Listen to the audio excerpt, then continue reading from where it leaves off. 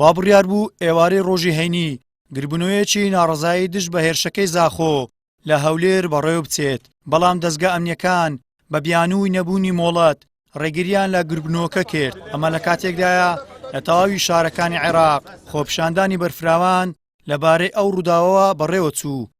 باوەڕ کە هەمویان چالاگوانی شای و شارە بوون، نازم تاوانبار دەکەین بە جیهەتێک، ئەمە هەمومان شوێن و کارمان دیارە و خەڵکی ئەو شارەین و دژ بە داگیرکاری کنا، بەڵام ئەمە یەک ینی عەجەب بۆمە ینی داوای مۆڵەت دەکەن یا خۆ هەڵسوکەوتی ناشیرمان لەگەڵ دەکەن یا شەقمان بۆ دایەن بۆ لەگەر برا عەرەبە چاوگەشەکانیان دووش ئەمە دوێنێ ئەوانە شینیان بۆ ئەو قوربانیانە دەکرد. ئەمەش هەر هاتین خۆپیشاندانە کوین بۆ پاڵپشتی قوربانیەکان، ئەو قوربانی کوردبی عەرەبی ئەلمیم ئەمە دەستدرێژەکانی تورکیا مەڕەت کردەوە. دوژمنی داگیرکەری تورکینە.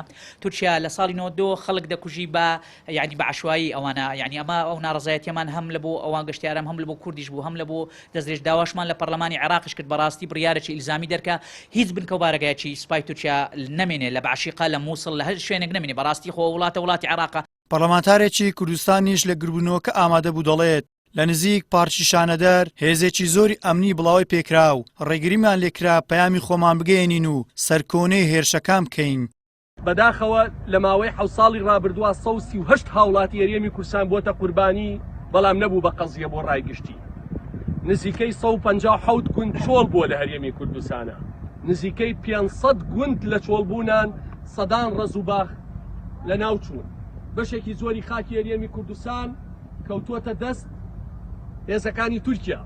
ڕۆژنامەنووسێکیش پێ وایە چەند بارەبوونەوەی ڕێگری لە ئازادی گربنەوە و ناڕەزایەتی و ڕادەربڕین کە بکردنی دەنجی ناڕازیە و دەسەڵاتداران لە هەرێمی کوردستان لە دەنجی ناڕازی دەترسن و بە چاوێکی دژمنکارانە سەیری چالاکوانان دەکەن.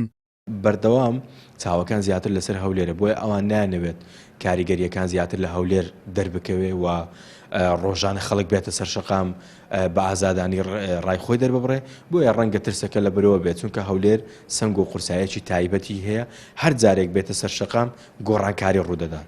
بۆیە ئەوانیش ڕەنگە پێیان وابێ کاتی و گۆڕانکاریان نەنیە یاخود لەو گۆڕانکاریانە بترسن. تا دێت لە هەرمی کوردستان پانتایی ئازادی بەرتەسک دەبێتەوە.